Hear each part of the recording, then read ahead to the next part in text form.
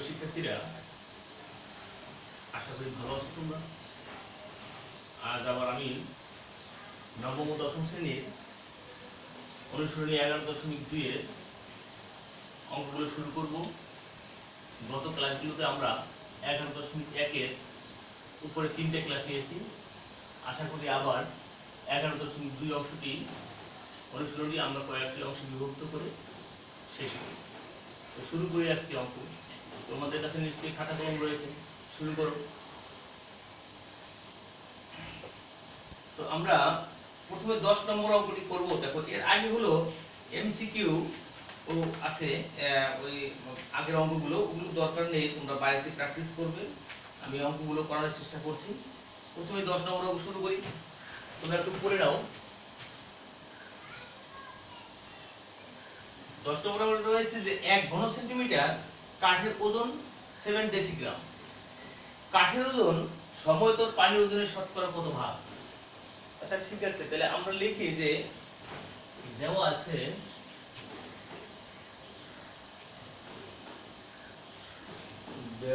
আছে এক ঘন সেমি কাঠের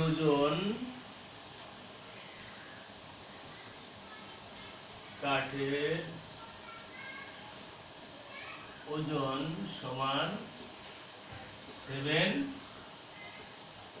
ডেসিগ্রাম। তো ডেসিগ্রাম হলো কি জানো, যে 10 ডেসিগ্রাম হলো 1 গ্রাম। তো এটাকে যদি আমি 10 দিয়ে ভাগ দিই তাহলে গ্রামে পরিণত হয়ে যাবে। সমান সমান কত, 7/10 গ্রাম। এটা গ্রামে করলাম। আবার আমরা জানি যে 1 ঘন সেন্টিমিটার বিশুদ্ধ পানির ওজন কত জানো, 1 গ্রাম। তাহলে আমরা লিখবো, আবার আমরা জানি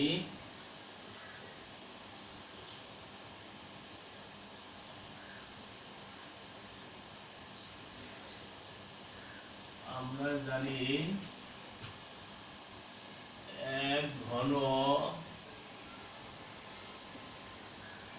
সেমি বিশুদ্ধ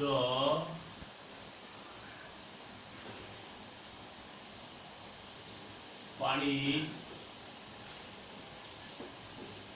ওজন 1 গ্রাম। এবারে আমাদের বলেছে কি, দেখো বলেছে 1 ঘন সেন্টিমিটার কাঠের ওজন, সে এত হলে কাঠের ওজন সমতল পানির ওজনের শতকরা কত ভাগ। এবারে লিখবো আমরা কাঠের ওজন সমতল পানির ওজনের শতকরা, ওই কথাটাই লিখতে হবে। দেখো, সুতরাং কাঠের ওজন সম আয়তন পানি। কাঠের কি জন্য চেয়েছে, বলছে যে কাঠের ওজন সমায়তন পানির ওজনের শতকরা। হ্যাঁ, কাঠের ওজন সমায়তন পানির ওজনের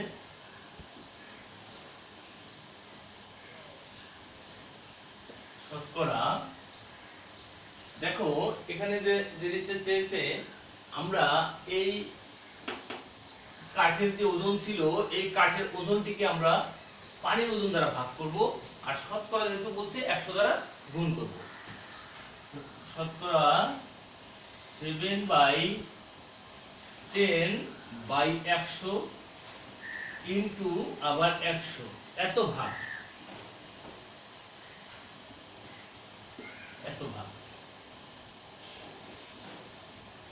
এবারে দেখো,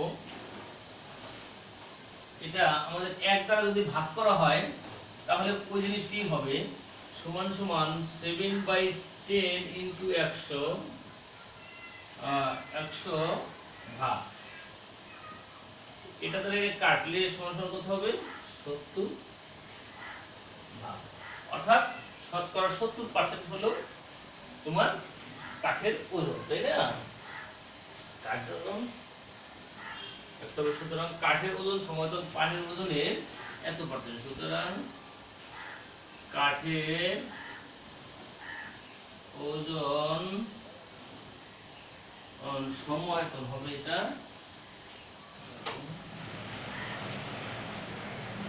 সমায়তন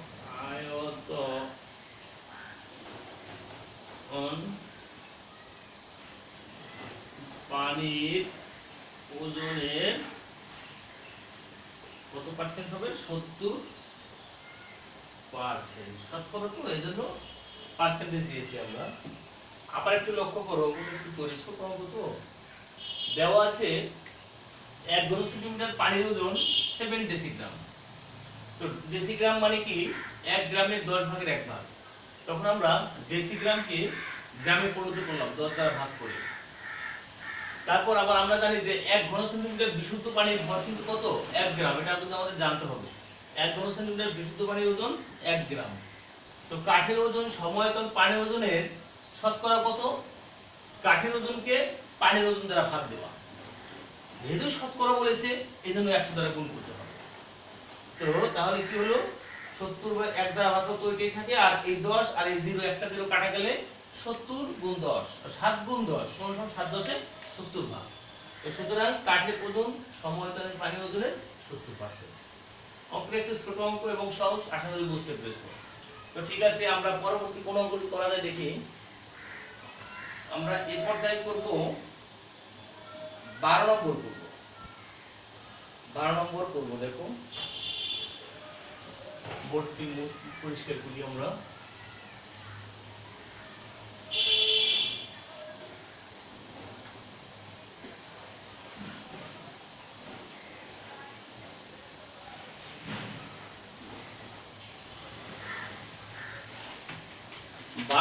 নম্বর অঙ্কটিতে কি রয়েছে দেখো, 3 জন জেলে 690টি মাছ ধরেছে। তাদের অংশের অনুপাত দেয়া আছে কে কয়টি মাছ পেল। দেখো এখানে অংশের অনুপাতগুলো কিন্তু ভগ্নাংশ রয়েছে। এই ভগ্নাংশগুলোকে প্রথমে আমাদেরকে পূর্ণ সংখ্যায় রূপান্তর করতে হবে।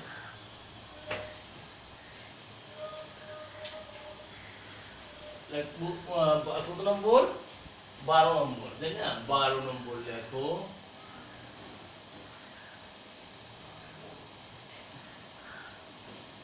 জেলে ত্রয়ের, ত্রয় মানে 3, ত্রয়ের মাছের অনুপাত কত? মাছের অনুপাত সমান কত আছে এখানে? দেখো রয়েছে 2/3 4/5। 2/3 4/5 আর আরেকটি আছে সেটা হলো 5/6।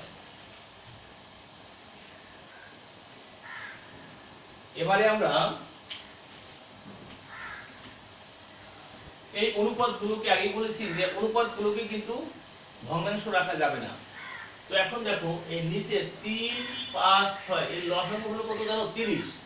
30 দ্বারা যদি আমরা প্রত্যেকটিকে গুণ করি তাহলে কিন্তু এর ভগ্নাংশগুলো উঠে যাবে। তো আমরা দেখো 2/3 গুণ 30 4/5 গুণ 30 5/6 গুণ 30 এভাবে করতে পারি আমরা। এইবারে দেখো 3 10 এ 30, 10 হবে এখানে, 5 6 30, 6 হবে, আবার এটা আবার 5 হবে। বুঝতে পেরেছো তো কাটাকাটি? এখানে কিন্তু প্রত্যেকটি 30 ছিল। দেখো 10 দুগুণে কত? 20 গুণ হবে, দুটো গুণ হবে 4 5 4 6 24 5 5 25। দেখো অনুপাতগুলো আমাদের আগে কি ছিল? ভগ্নাংশ ছিল। এরপর আমরা কিন্তু ভগ্নাংশ উঠিয়ে ফেলেছি। এখন মোট মাছের সংখ্যা কত ছিল? 690, তাই না? মোট মাছের সংখ্যা ছিল 690। দেখো মোট মাছের সংখ্যা ছিল এত 90, তাই না? তো অনুপাতগুলোর যোগফল দেখো এরকম যদি থাকে তাহলে প্রত্যেকের দেখো লিখবো আমরা অনুপাতগুলোর যোগফল, অনুপাত গুলোর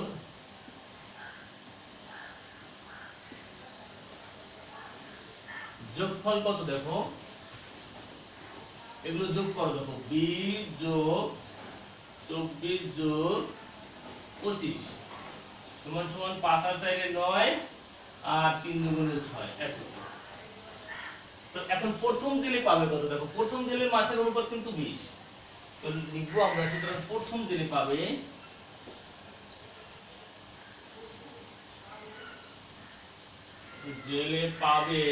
কতটি দেখো, মোট মাস আছে আমাদের 690। 690 এর নিচে হবে যোগফল 69 আর উপরে হবে যার যার ইন্ডিভিজুয়াল অনুপাতগুলো 20। এটা দ্বারা যদি এটাকে কাটো 10 হয় সমান সমান 200। ঠিক একইভাবে দ্বিতীয় জেলের অনুপাত তো এটি, তাহলে দ্বিতীয় জেলে পাবে দেখো, দ্বিতীয় জেলে পাবে 690। তো টোটাল মাস এটাই লিখতে হবে আমাদের, 690 এর আবারও 69 নিচে আর উপরে হবে, তাহলে কত 24 হবে, তাই না? 24 হবে। এটা দিয়ে কাটলে 10 হয় সমান সমান 240টি। তো তৃতীয় জেলে পাবে দেখো, তৃতীয় জেলে পাবে 690 এর কত হবে, নিচে তো ঠিকই থাকবে আর উপরে হবে 25। তো এটা দ্বারা এটাকে কাটলে হবে 10 সমান সমান 250। তাহলে আমাদের কে কয়টি পাবে, তো উত্তর যথাক্রমে লেখো, উত্তর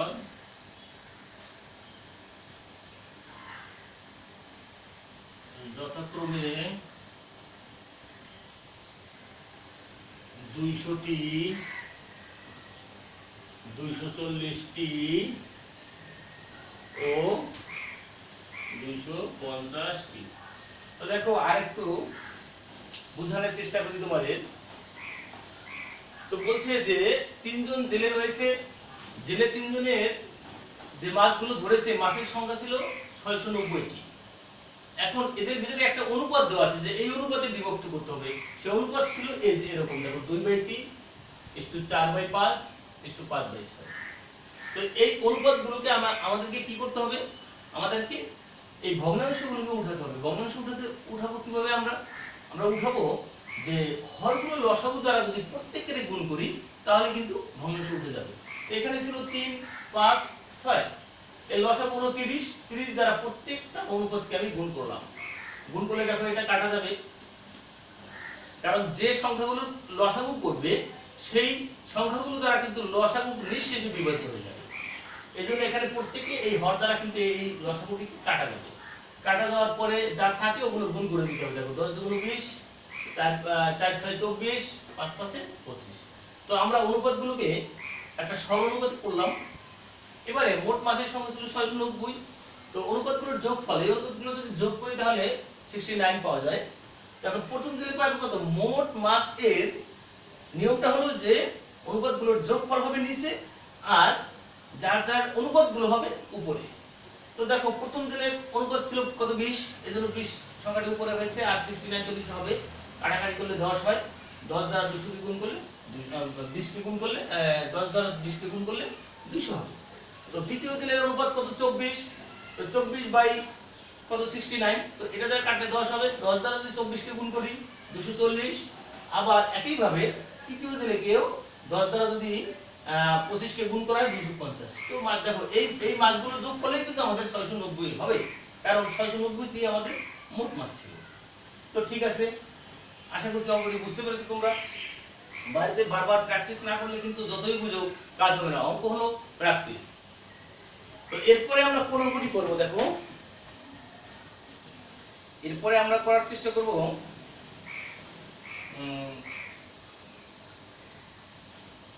15 নাম্বার আর 16 নাম্বারে দুটো অঙ্ক করি।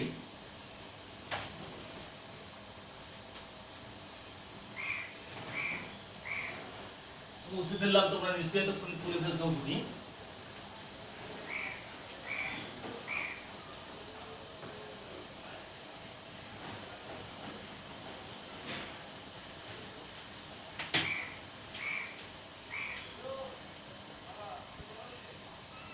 পনেরো নম্বরে কি বলেছে একটু একটু পড়ে নিই, আমরা অঙ্কটি একটু পড়ে নিই। এখানে রয়েছে ক্রিকেট খেলায় সাকিব, মুশফিক ও মাশরাফি তিনজনে মোট 171 রান করেছে। দেখো তিনজনের রানের যোগফল কিন্তু, তো এদের আবার সাকিব ও মুশফিকের এবং মুশফিক ও মাশরাফির রানের অনুপাত দেওয়া আছে, তাই না? তাহলে এই অনুপাতগুলো দেখো একটা অনুপাত দেওয়া আছে, এই একটা অনুপাতেই কিন্তু দুই জায়গায় ব্যবহার করা হবে। তো আমরা লিখব যে সাকিব ইসটু মুশফিক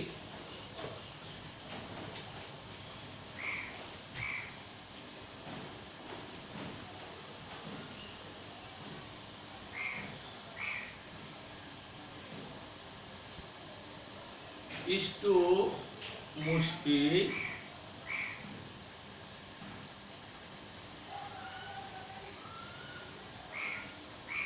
সমান কত? 2 2 3:2। এটা রয়েছে 3:2 2 আবার মুশফিক ইসটু কে আর একজন আছে দেখো, মুশফিক ও মাশরাফি। এখানে লেখো মুশফিক ইসটু মাশরাফি, এদের অনুপাত কিন্তু 3:2। একটা জিনিস লক্ষণীয় দেখো, এখানে এই মুশফিক দুজন কিন্তু একই লোক, তাহলে কিন্তু এই অনুপাত আর এই অনুপাত কিন্তু একই হবে, এটা আর এটা একই হতে হবে।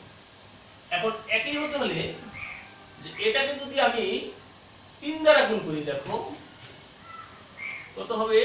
3 3 9 3 2 6। আবার এটাকে যদি 2 দ্বারা গুণ করি, দেখো 2 দ্বারা গুণ করলে 3 2 6 কত? 2 2 4। এখানে আমরা লিখলাম কি দেখো 3 দ্বারা গুণ, লেখো 3 দ্বারা গুণ করে এটা করলাম 3 দ্বারা গুণ, আর এখানে করলাম 2 দ্বারা গুণ।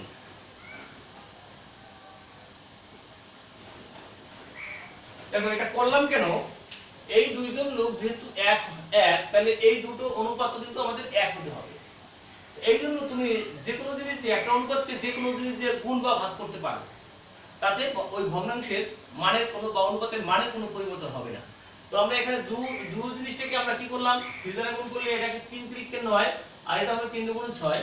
আর এটাকে যদি আমি 2 দ্বারা গুণ করি, তো কত? 3 2 6 2 2 4। তো তোমরা অন্য কোনো সংখ্যা দিয়ে গুণ করলে কিন্তু হবে না, যাতে আমাদের এমন হতে হবে যে এই দুটো সংখ্যা যাতে এক হয়, এই জন্য কিন্তু আমরা গুণ করেছি। তো এখন আমরা এখানে দেখো মুশফিক 2 বার ছিল, এই জন্য মুশফিক 2 বার আমরা না লিখে আমরা অনুপাতটি পাবো কি দেখো। সুতরাং সাকিব ইসটু মুশফিক ইসটু কে? মাশরাফি।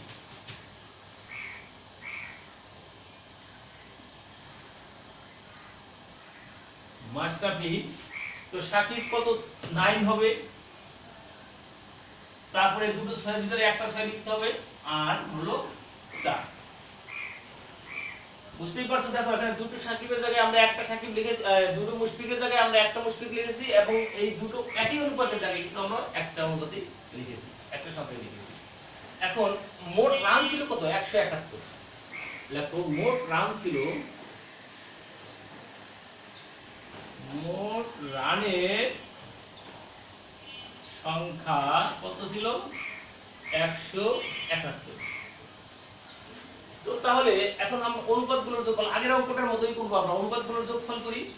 তো লিখব যে অনুপাতগুলোর যোগফল দেখো অনুপাত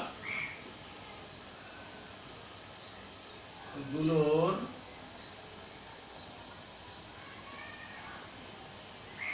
যোগফল সমান 9 প্লাস 6 প্লাস 4 কত 7 10 আর 9 19 19।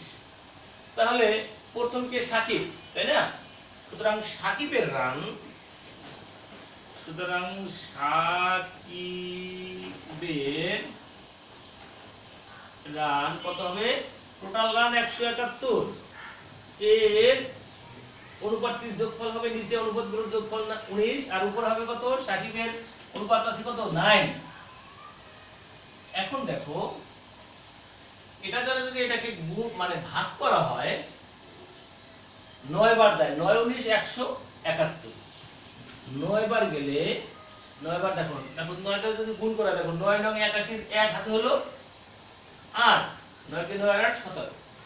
তো এখন এই দুটো যদি আবার উপরে গুণ করো 9 নং 81 হবে, তাই না? 81। তো তারপরে কি আছে? মুশফিক, মুশফিকের রান,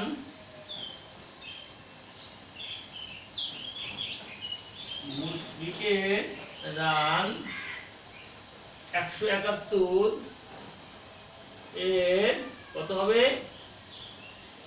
171 এর হবে যে তোমার এর কত? মুশফিকের রান আছে কত? 6, অনুপাতটি 6 আর নিচে তো 19 হবে। এটা জানা, এটা কি কাটি কত হবে? 9 6 নং 54। আগে আছে মাশরাফি, মাশরাফির রান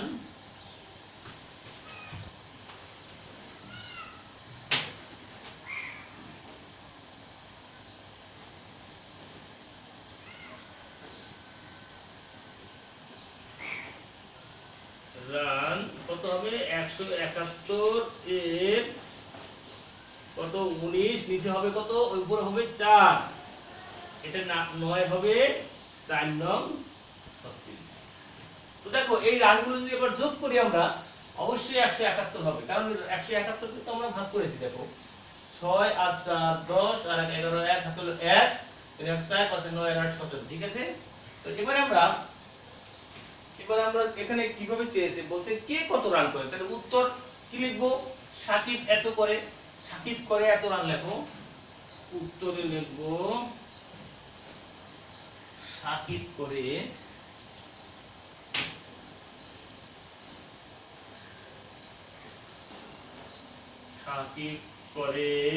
কত রান? 81 রান। তারপরে মুশফিক করে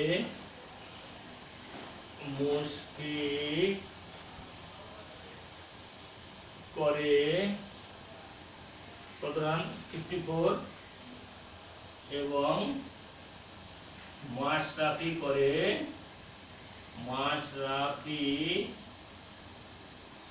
করে 36 রান।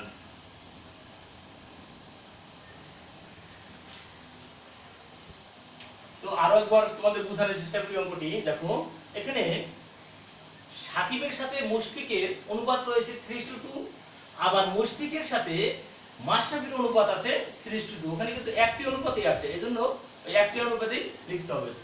তো দেখো লিখলাম আমরা ওই জিনিসটি। এখন একটা জিনিস লক্ষ্য করি, দেখো মুশফিক একই, তাহলে এখানে এইটি আর এই যে এই দুটো একই জনের রান, সুতরাং একই সংখ্যা হতে হবে। তো আমরা এজন্য উপরের অনুপাতটিকে যদি 3 দ্বারা গুণ করি তাহলে এটা পাবো, আবার এই অনুপাতটিকে যদি আমরা 2 দ্বারা গুণ করি তাহলে আমরা এটি পাবো। এটি পাওয়ার মূল লক্ষ্য কিন্তু এই দুটো সংখ্যাকে আমরা এক করেছি, দেখো 6 আর 6। এখন সাকিব ইসটু মুশফিক ইসটু মাশরাফি, এখান থেকে আমরা পাবো, দেখো সাকিব হলো 9 আর মুশফিক হলো এই দুটোর ভিতরে একটি 6 লিখবো, আর এটা হলো মাশরাফি। তো মোট রানের সংখ্যা ছিল কত? 171 করেছিল মোট। তো এখন অনুপাতগুলোর যোগফল, এই অনুপাতগুলো আমরা যোগ করলাম, যোগ করার পরে একটা যোগফল পেলাম 19। তো এবারে সাকিবের রান কত? তাহলে মোট রানের 171 এর যে অনুপাতটি ছিল 9 হবে উপরে আর যোগফল হবে নিচে। এই সংখ্যা দ্বারা এই সংখ্যা কাটাকাটি করলে কত হবে? 9 হয় 9 9 81। আবার একই ভাবে মুশফিকের রান হবে কত? 171, এর মুশফিকের অনুপাত ছিল কত? তাহলে 6 6/1 কাটলাম। এরপরে এই 9 আর এই 6 গুণ করলে 6 9 54। এরপরে মাশরাফির অনুপাত কত? 4। তাহলে মাশরাফির অনুপাতটি আমরা এখানে একইভাবে লিখবো যে 171 এর 4/19। এটা দ্বারা যদি এটাকে কাটি 9 হবে 4 9 36। তো আশা করছি যে অঙ্কটি তোমরা বুঝতে পেরেছো। তো আমরা আরেকটি অঙ্ক করি, সেটি হলো 16 নম্বর অঙ্ক। 16 নম্বর অঙ্কটি করি।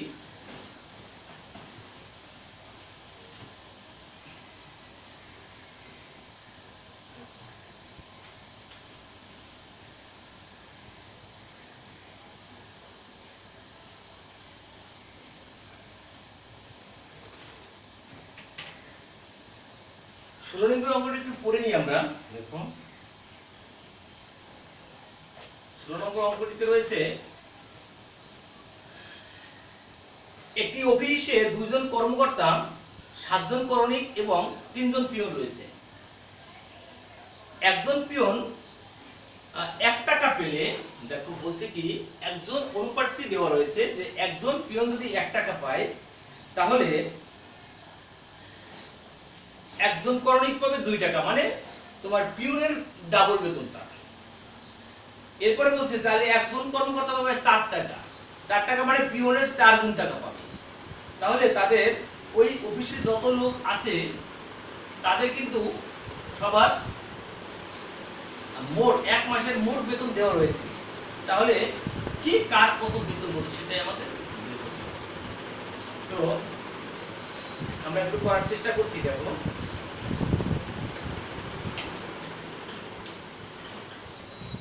16 নম্বর অঙ্ক। 16 নম্বর অঙ্কটিতে রয়েছে, তো মনে করি আমরা পিয়নের বেতন ধরি, আমরা মনে করি পিয়নের বেতন x টাকা। দেখো মনে করি একজন পিয়নের মাসিক বেতন, একজন পিয়নের মাসিক বেতন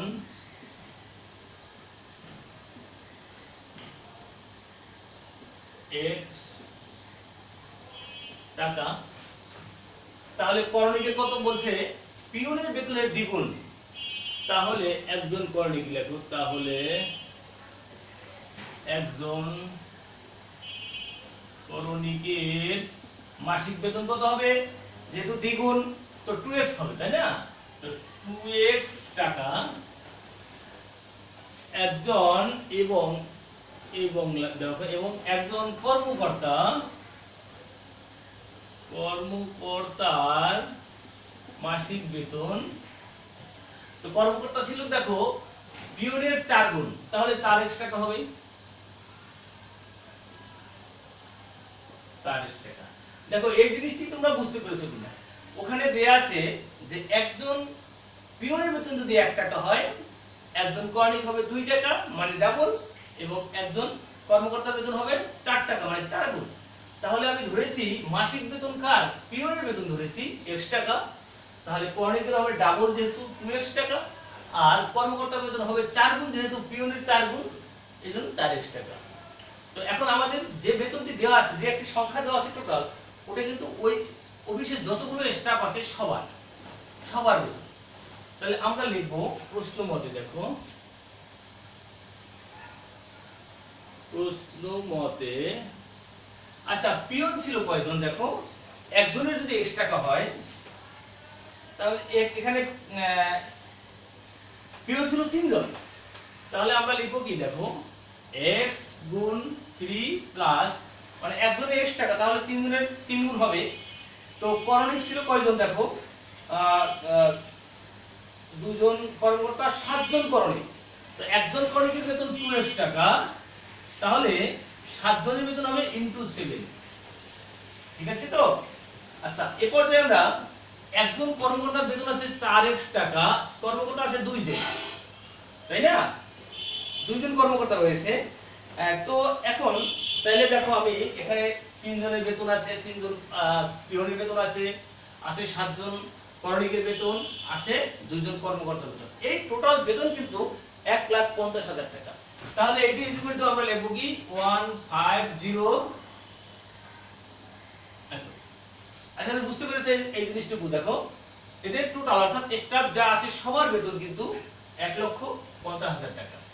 তো এখন আমরা যদি সমাধান করি দেখো, বা 3x প্লাস 7 দুগুণ 14x প্লাস 4 দুগুণ 8x সমান 1,50,000।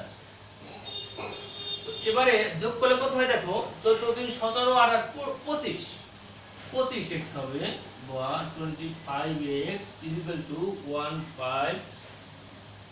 এত x সমান সমান কত হবে তাহলে দেখো, x সমান 1500 ভাগ হলো 25। তো এখন যদি আমরা এটাকে কাটি দেখো, 1 কে 25 দ্বারা কাটা যাবে না, আনলাম 5, 15 তাও যাবে না, আরেকটা জিরো আনলাম হলো 150, এবারে যাবে 6 বার, তাই না 6। এই পর্যন্ত আমাদের কাটা শেষ হয়ে গেল, আরো 3টা জিরো থেকে গেল। তাহলে রইল কি দেখো, সুতরাং x সমান এত। তাহলে x সংখ্যাটিকে আমি কি ধরেছিলাম, x সংখ্যাটিকে ধরেছিলাম একজন পিয়নের বেতন।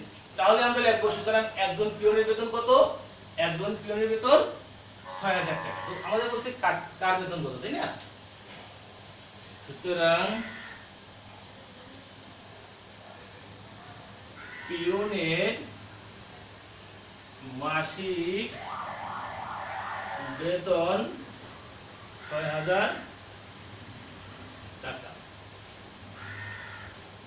তারপরে কে, করণিক, করণিকের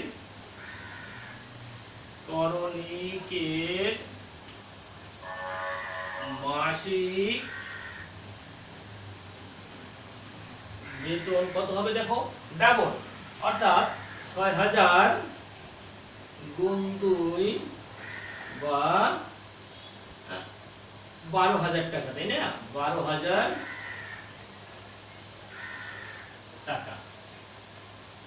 তো আরেকটু উপরে মুছে ফেলি, তোমরা হয়তো এটুকু নিশ্চয়ই বুঝতে পেরেছো তো, এবং খাতায় তুলতে পেরেছো। আমি উপরে একটু মুছে ফেলি।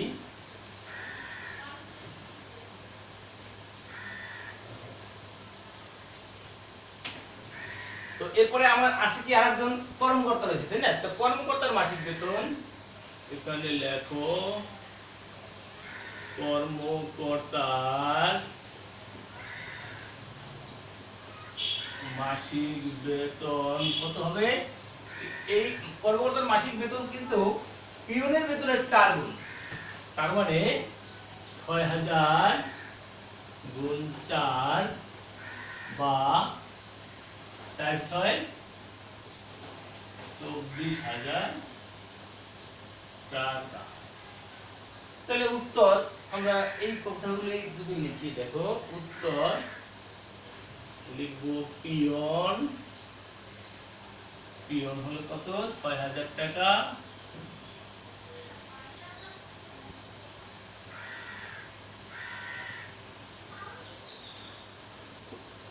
করণিক হলো কত, 12,000 টাকা।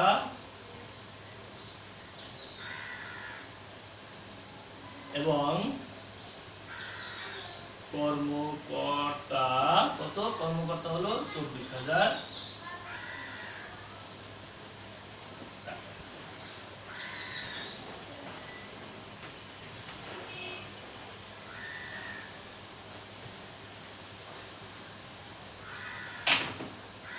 তো ঠিক আছে, আজকে আমরা কয়েকটা অঙ্ক করলাম।